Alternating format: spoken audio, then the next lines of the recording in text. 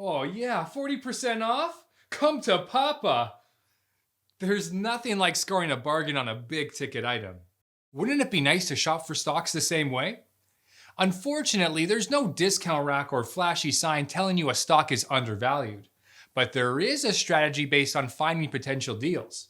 It's called value investing. Value investing involves targeting companies that are usually profitable, but have fallen out of favor with investors. It's largely based on the idea that the market can overreact to negative news. News like maybe a company's disappointing financial results, or maybe they made a large investment that didn't pay off.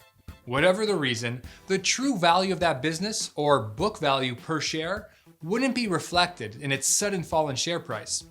What value investors do is analyze a company's financial statements and growth prospects so that they can estimate an appropriate book value. Then, they might wait for the stock price to fall below that price before they buy shares. In theory, this sounds great, but value investing isn't without risks.